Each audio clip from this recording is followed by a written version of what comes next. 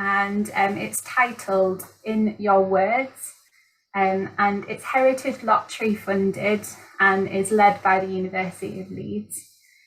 We don't have any like breaks scheduled or anything over the next hour, so do make sure that you're comfy and you've got your cuppa or your brew to hand as well. As Kim mentioned, she's going to be recording the session, so yeah, make sure you turn your camera off if you don't want to be seen or documented that you've attended. But yeah, mute yourself throughout, otherwise we can unmute yourself if you have a burning question that you need to ask. Do feel free to kind of put your hand up, or I think there's a reactions button on Zoom which you can also click to get our attention, or likewise, if Kim, are you okay just to monitor the chat box? And yeah, amazing. So the objectives of the webinar are to provide info, explain what kind of volunteering opportunities we have throughout the project, and also kind of give you a snapshot of what connections I've made so far to the local area and also with the archive. Because it's a dialect and heritage project, I am really interested in your own dialect words. And in exchange, you'll have every opportunity to ask me questions, and hopefully through meeting me and hearing more about the project, you want to get involved. So they're the aims. So I'm based at the Dales Countryside Museum, and my role is to make the connections between the objects at the museum and the archive. Part of my role as well is to create opportunities for research and volunteering. It's particularly important throughout this project about the accessibility of the archives, because for the very, very first time, they've been put online for everyone to have a look at. So part of my role will be about feeding these collections into the very communities in which we got all the research.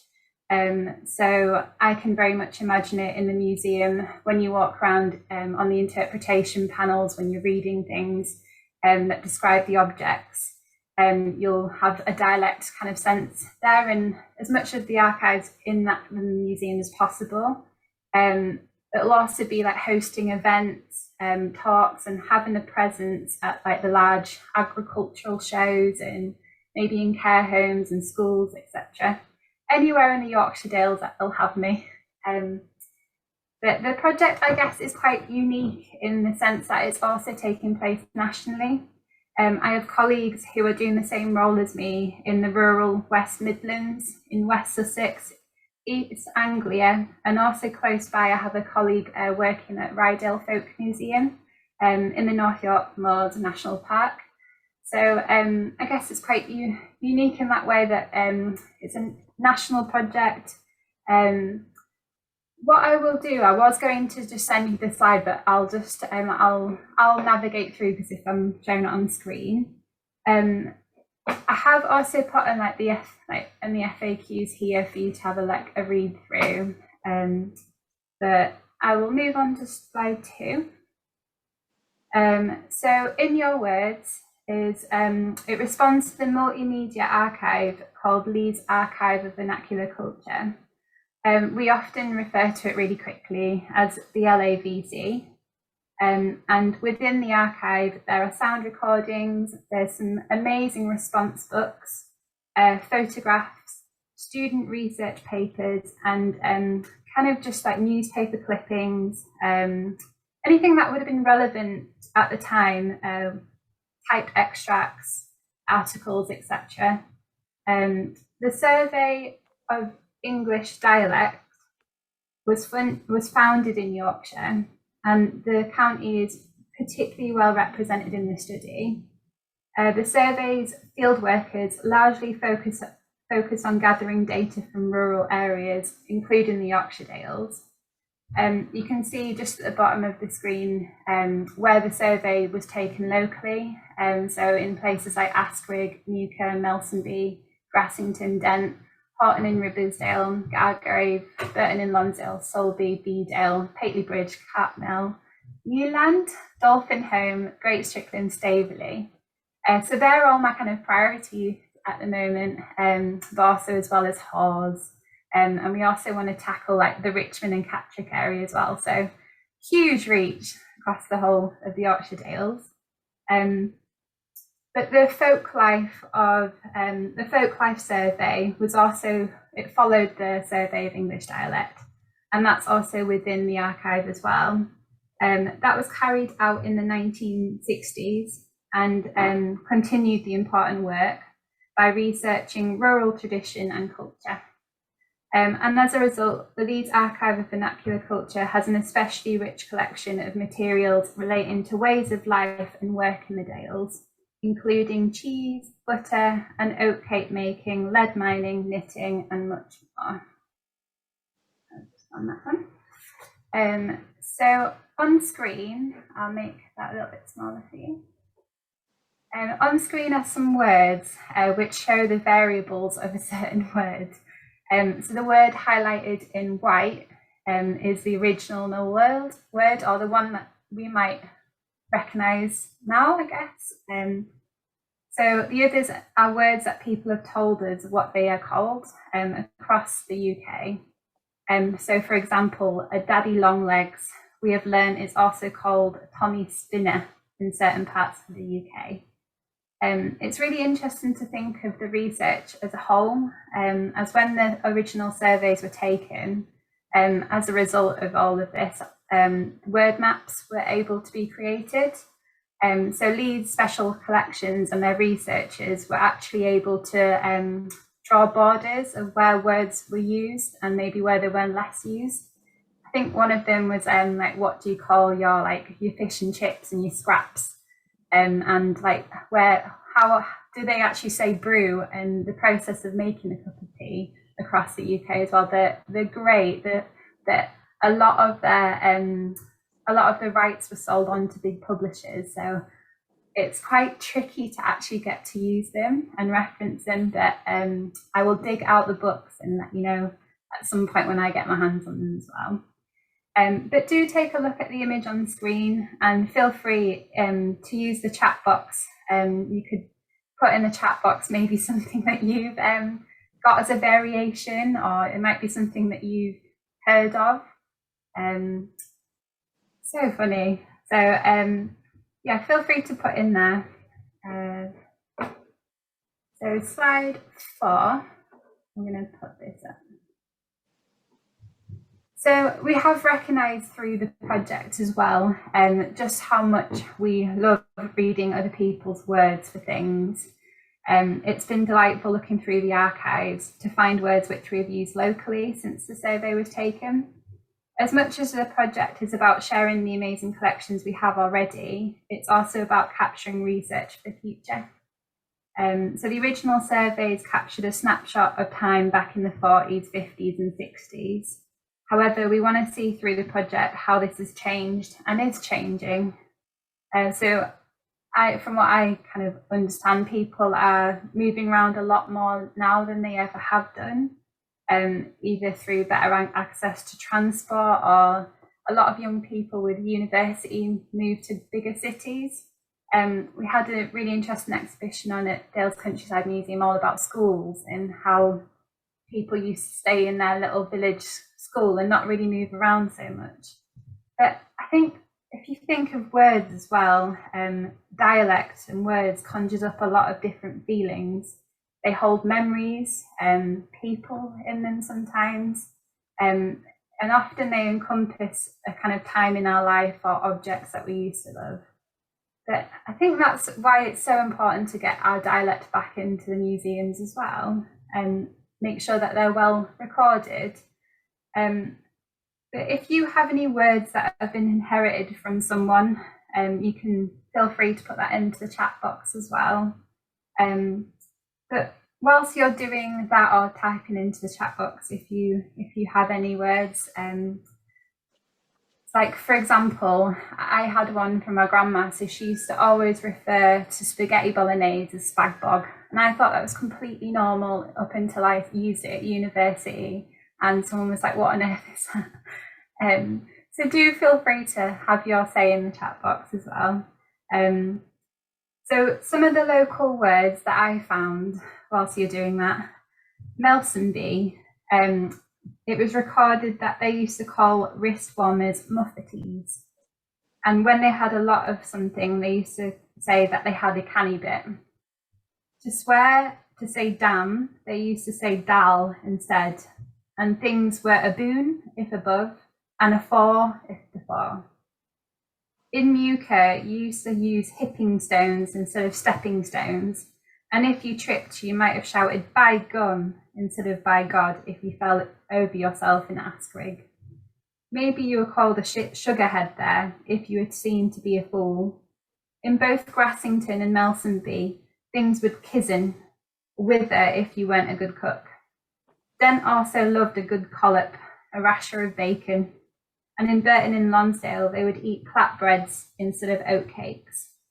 Hateley Bridge were fans of the cranberry, which they often referred to as the bogberry. But yeah, thanks for putting any words in. I can't see them at the moment, but if you have put anything in there, thank you. I have got a survey, which is absolutely great. It takes about 15 minutes. And if I ever get to meet you in person, then I'd love to spend a little bit more time with you getting your words as well. So I'll move on to slide 5. So sheep farming, moving on to sheep farming, in particular, has contributed richly to the vocabulary of the Dales, as well as to the landscape. On a walk through the Dales, you will spot smoots or cripple holes in the dry stone walls, designed to allow sheep and rabbits, but not cattle, to pass through. You might come across a dam or a purpose-built stone sheep wash, where sheep were bathed before clipping in early summer. Sheep would be given a good dolly, a thorough rub, on each side before being left to swim across the wash pool.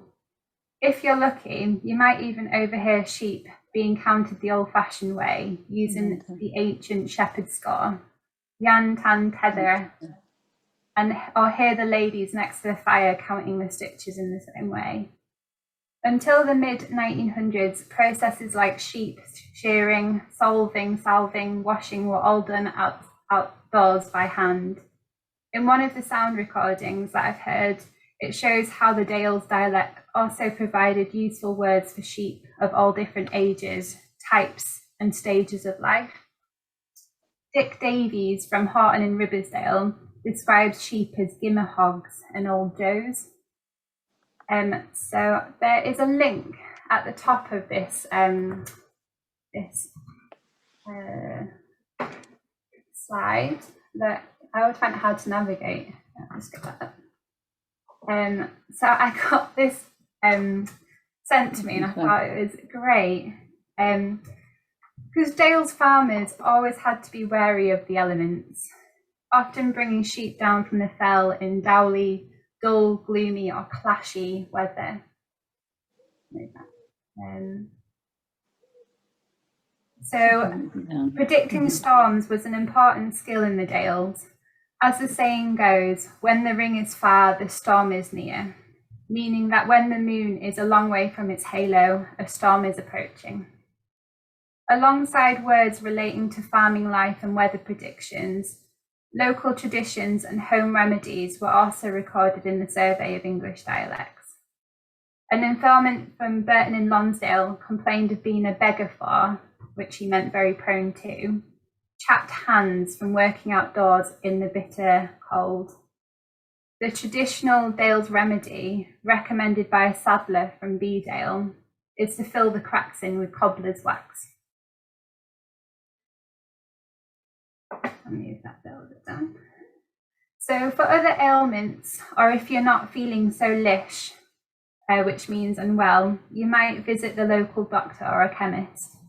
From the earliest times, healers, apothecaries and druggists in the Dales provided medical care and treated simple illnesses. By the end of the 1700s, trained doctors were practicing in most towns, but the development of drugs and treatments were relatively slow. Many herbal remedies were used, together with belladonna, quinine, aspirin, and ether.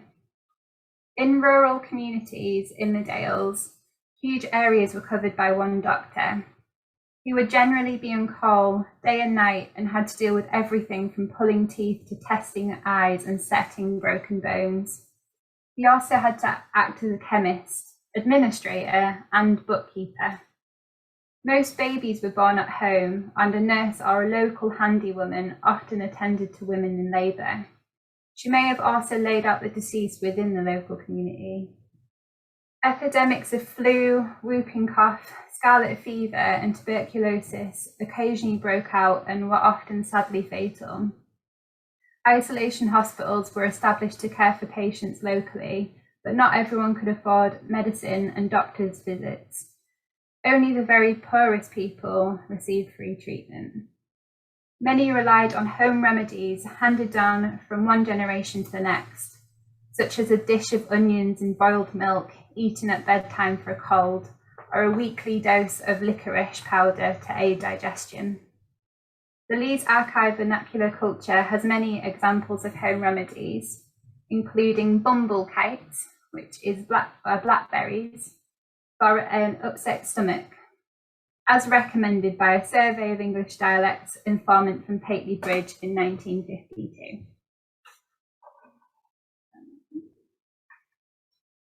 I am looking at these links a lot within kind of the museum and the archive. So thinking about an object, a response book, and maybe a photograph that was taken by Werner Kissling. If I find a common thread, maybe even if I find a sound recording where something's mentioned, it honestly really feels like my lucky day. But one of my favourite links that I can already see being weaved into the Dales Countryside Museum is the superstition, or tradition, as you could say, of ringing the reckon. So we have the object at Dales Countryside Museum, and ringing the reckon was a ceremony done to mark unexpected good fortune. And I found this evidence within the Dale and Asquith response book. So in the middle, that's an Asquith response book, and there's just a sketch there by one of the people who were doing the kind of survey. They wrote a lot of phonetics, because at that time they didn't have the accessibility of making sound recordings. So everything was very,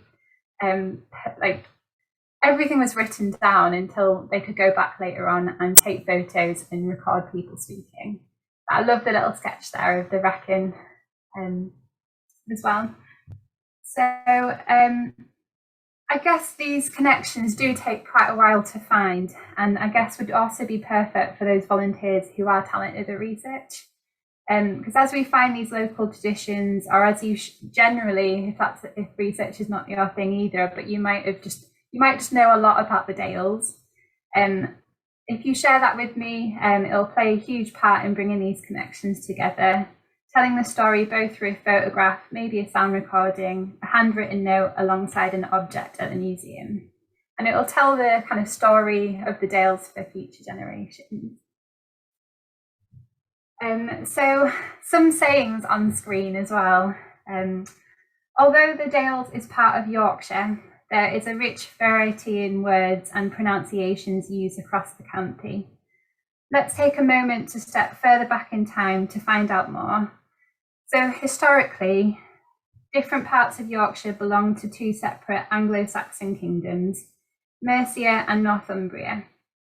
Each were affected by the different dialects of the Germanic invaders in the 5th and 6th centuries. The linguistic legacy of this, a mini dialect divide on either side of the River Wharfe, is living evidence of the effects that geography and politics can have on language. Across the Dales, the effect of Viking invasions in the 8th and 9th centuries is also seen in the language. Dale itself comes from Old Norse, as do words for other features of the landscape, like beck for a stream, fell, hill or mountain, and hag, a patch of woodland on sloping ground.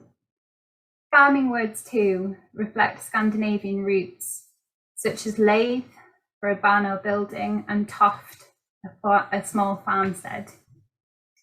I thought it was quite funny. One of my favourites on screen is they used to say in Grassington, get a gate and make a door when you're making a go of something. So all these kind of sayings are also documented alongside the words. In October, so opening the 23rd of October up until next March, it's really exciting. So I'm really looking forward to bringing these kind of collections together in quite a kind of strong way.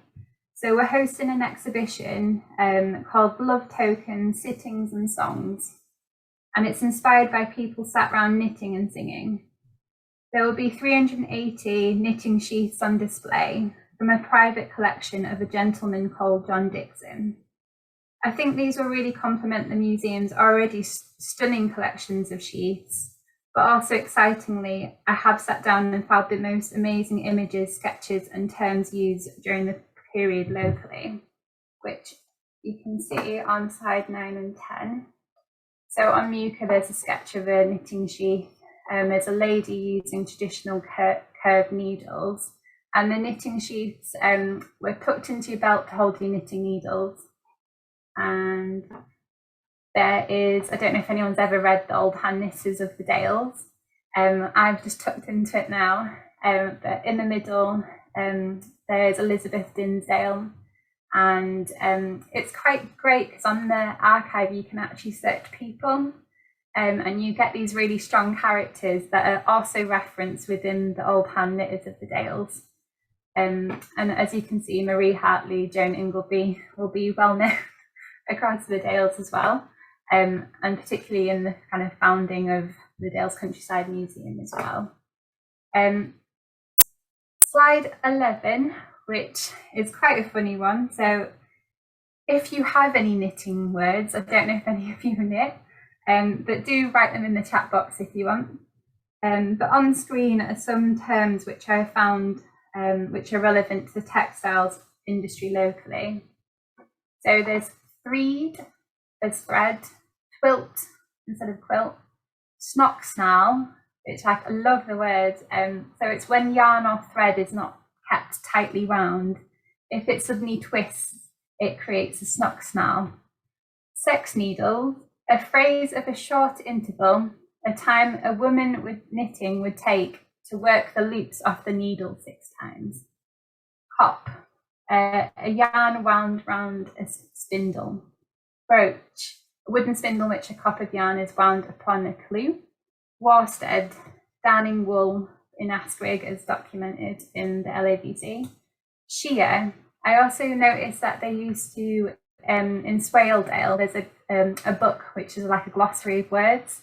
So I'm kind of trying to get out of the archive as well and actually read books and what's been published as well in research.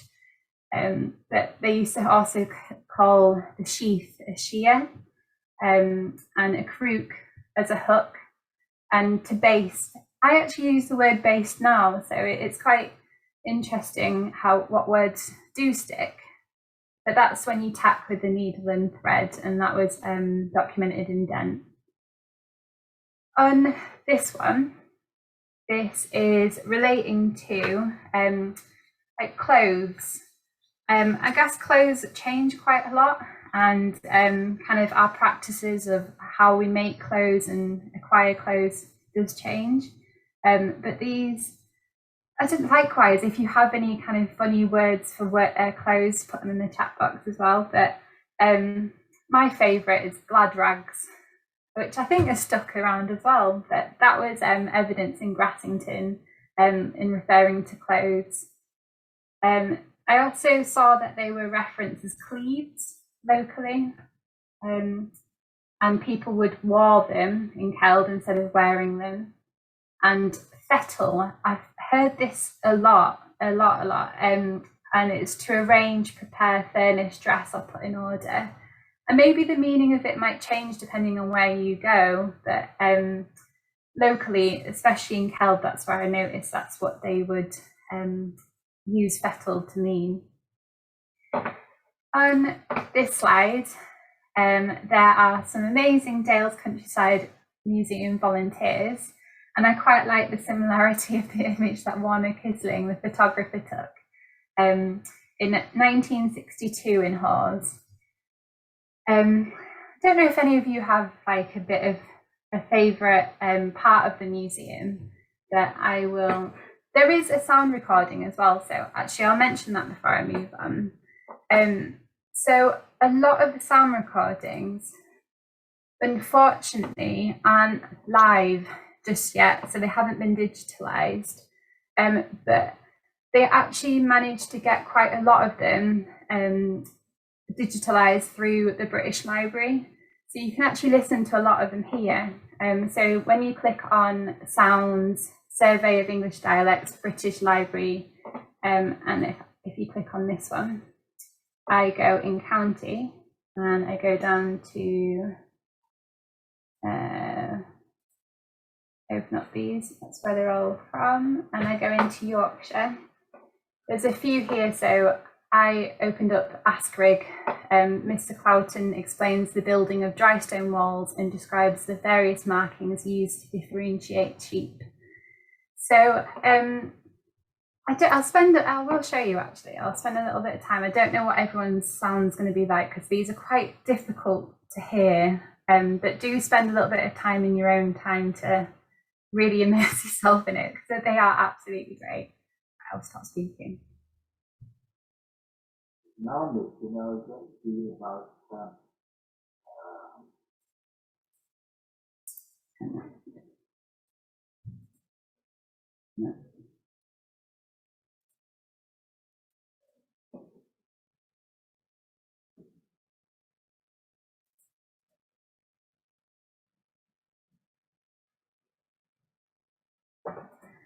That's not working for me. Sorry, I think I messed it up a little bit.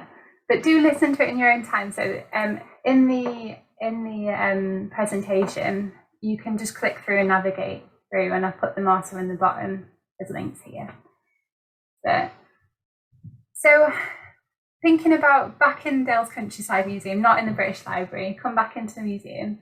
So think about when you walk around and maybe what a favourite part of the museum is for you. If you want to put that in the chat, then please do. But I think personally one of my favourite spots in the museum is upstairs in the kitchen. It's wonderful that we have like the Wensleydale Creamery in Hawes, and I think our collections in the museum are really special. There's a lot within the archive of the dairy industry. There's reference to recipes, sayings for being hungry, and ways of cooking. There's sketches of pots and pans and utensils people would use. And as we all know, the kitchen is the heart of the home. As much as these wonderful posser and maidens, which are related to housework, and we've got images of these, the processes of washing and drying clothes. There's nothing better than finishing the housework after a long day and cooking dinner. It's interesting as well just to think about the traditional roles. So maybe as men might have been out in the farm, and women were at home, and there was an equal amount of pride at the time of like those roles in keeping the house afloat and also keeping like food on the table. So as I mentioned before, you wouldn't overcook the food or it would have been kissing, it would shrivel. We've all had it where we've come home from work and been starving or ravenous. There's a saying locally where people who have said, "My belly thinks my throat's cut." And some individual in Ribblesdale said that they felt wanky, which is faint from hunger. Pankin and cake spittles would also be used to knead small quantities of bread. And flakes were also used as racks in the kitchen for storage. I keep trying to think of like interesting ways of getting these names that we used to call things locally in the kitchen. I wonder if it's like a shopping list or a sound recording overhead that you can listen to. Detailed on screen are the different names of cranberries and oatcakes. But how do you tell the story of the food at the time? I love the idea of inviting in the locals of the time to tell you that through their own photographs and voices. Maybe the answers that they might have given through the response books of what their favourite meal would have been. So some words associated with the sweet things in life, maybe having one too many and finding real innovative ways of accessing the sweet things. When you look at the image on screen and how they built these bee bowls to collect honey. I'll put that up. And they're often seen around the Dales, but this one was captured in Asquith. I don't know if anyone's seen them, but do type yes or no or put your thumb up if you've seen them. But there are loads of names and titles for things of when you've had one too many. So they're very sweet things in life. If you kind of think of the pubs, so fettled, they used to refer to being too drunk as tight. There was also Tree Joan, which was elderberry wine in Burton in Lonsdale, and Botchit. It was liquor made from honey, like mead, as kind of mentioned by someone called John Harland in Swaledale. But as much as the kitchen was the heart of the home, the pub was also the heart of the village. There are also kind of thinking about the other joy of life, which kind of pairs really lovely, maybe with elderberry wine, cheese. So on these couple of slides, so on 17, there's a milking stool. There were donkeys used as pack animals in Castle Bolton. There were wooden yokes for carrying milk and thought any rust. Bee stings, bee slings, the milk of a cow immediately after calving. And in Asquith response book, I also saw like a cow chain as a tethering rope. But this is probably one of my favourites. How there's a photograph of the cheese press and then also a sketch that someone did within one of the response books. There's a lot of recordings around this as well. I think particularly in Hawes, very excitingly, we have a cheese festival coming up on Sunday the 10th of October. And I'm hoping to kind of get a lot of these images and sound recordings out and schedule some activities for the families, cheese lovers, and just to kind of bring these collections out that are found in different ways, whether we had some ideas of like hopscotch. We've got this like pop-up dialect kit, which has like got loads of kind of dialect dominoes.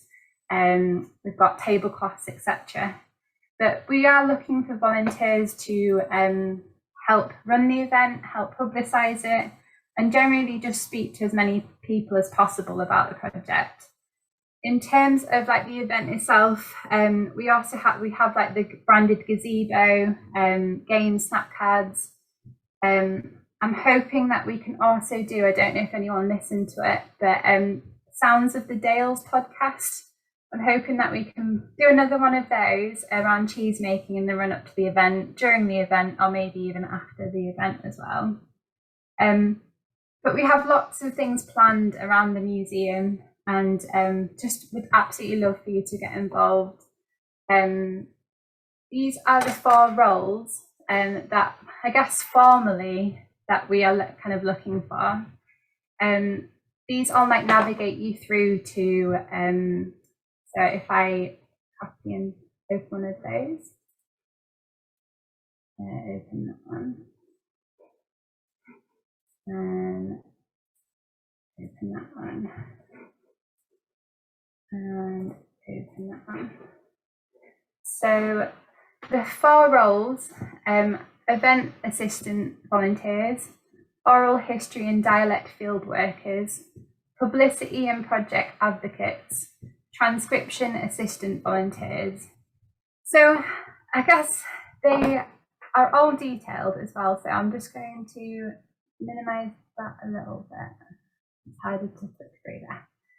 So there's a role description that's been drafted up, which looks super formal, because they're going to be used by all the other museums as well. But the events assistant could basically just expect to get involved with us at local community venues, other engagement events at partner museums. This could be like when we go to the agricultural shows.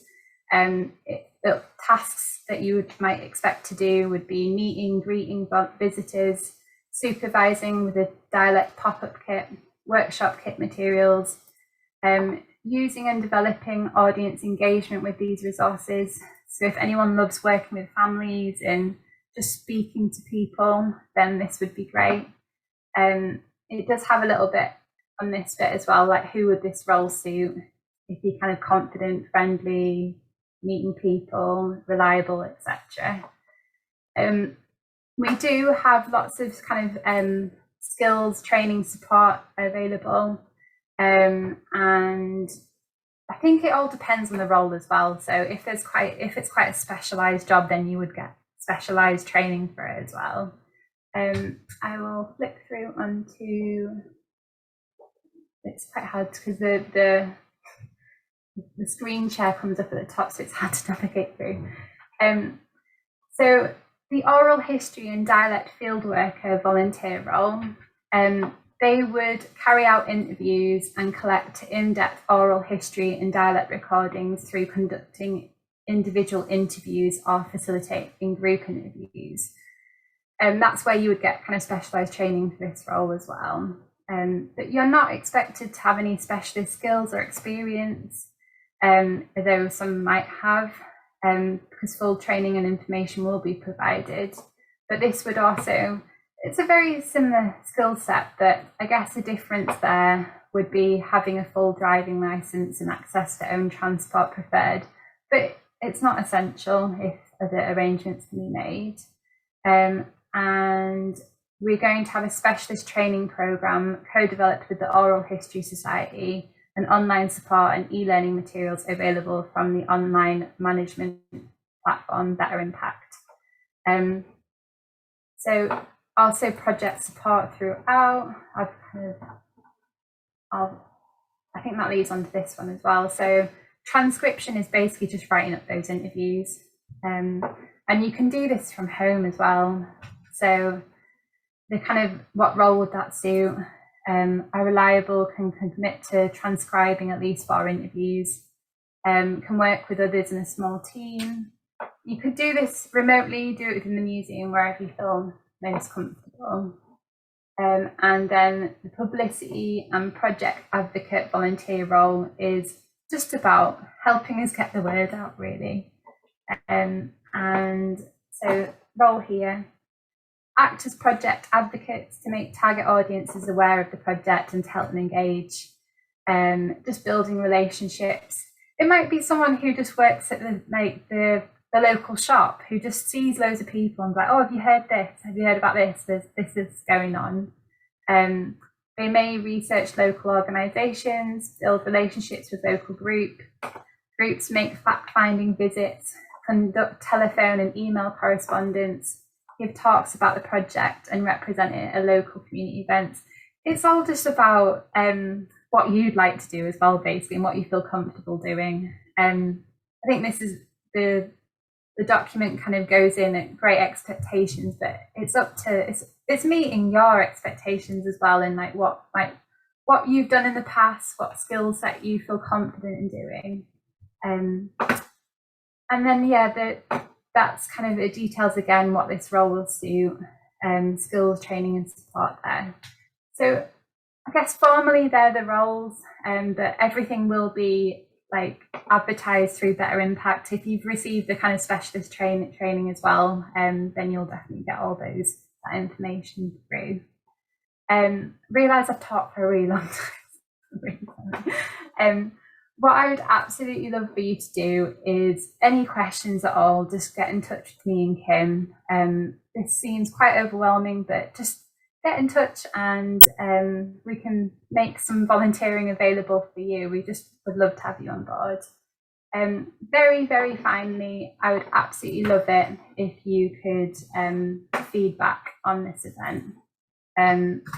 It's one of the first events that we've done throughout the project, so your feedback would be amazing. So there's a link to a survey